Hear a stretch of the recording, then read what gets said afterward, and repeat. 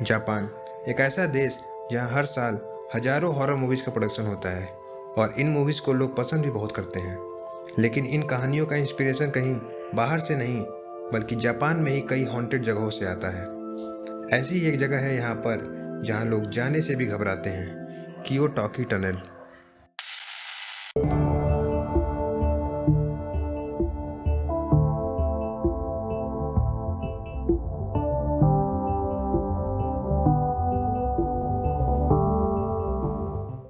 कियोटोकी tunnel उत्तरी Arashiyama को पास के ही एक गांव सागा कियोटोकी से जोड़ने वाली एक सिंगल लेन सड़क पर बनी है। इस टनल की लंबाई 444 मीटर है। जापान में नंबर 4 को मौत का नंबर भी माना जाता है।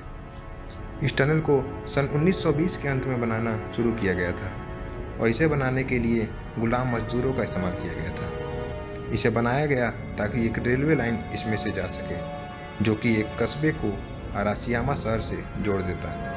कई लोगों का ऐसा भी कहना है कि यहाँ काम करने की स्थिति बहुत ही भयावह थी और अक्सर भूकंप भी आया करता था। इन्हीं कारणों की वजह से यहाँ पर काम करने वाले कई मजदूरों की मौत हो गई थी। कई मजदूर तो मलबे में ही दफन हो गए और जिनका शव मिला उन्हें टनल के पास ही दफना दिया गया। कुछ लोगों का तो मानना है कि ये सारी मौतें इसलिए हुई हैं क्योंकि कियोटोकी टनल पर एक समुराई का श्राप है जिसकी जंग के दौरान यहीं पर मौत हो गई थी। तभी से यह टनल श्रापित माना जाता है और रात को अजीब अजीब घटनाएं घटने लगी। कई सालों बाद इस टनल को रेलवे लाइन से रोड में बदल दिया गया था, जिसके जरिए लोगों का आना जाना काफ़ी बढ़ गया। तभी से इस टनल के बारे में बहुत से अजीब से किस्से सामने आए हैं, जिन्हें जानने के बाद आपके भी इस रास्ते के बारे में सोचकर रोंगटे खड़े हो जाएंगे। लोगों का कहना है कि देर रात कोई भी यहाँ से गुजरता है तो उसे एक लड़की के चीखने की आवाज़ आती है। टनल के बाहर सफ़ेद कपड़ों में एक लड़की को कई बार देखा भी गया है और इस लड़की ने गाड़ियों के सामने कूदकर कई बार एक्सीडेंट भी कराए हैं। लोग कहते हैं कि इस लड़की ने टनल के ऊपर से कूदकर अपनी जान दे दी थी।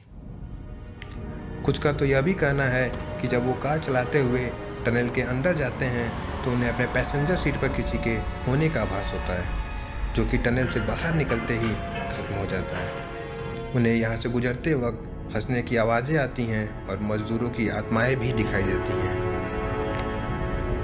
कईयों का तो यह भी कहना है कि शुरुआत में तो उन्हें कुछ भी अजीब सा महसूस नहीं होता, पर जैसे जैसे वो टनल के अंदर जाते हैं तो कुछ समय बाद उनके सर में दर्द, चक्कर और घबराहट सा महसूस होना शुरू हो जाता है। कुछ लोगों की गाड़ियों पर तो हाथों के निशान तक पाए गए हैं, जैसे कि कई लोग उन्हें टनल से बाहर निकलने से रोकना चाहते हो। यहाँ से निकलने के घंटों बाद भी लोगों की गाड़ियों से अजीब सी गंध आती थी।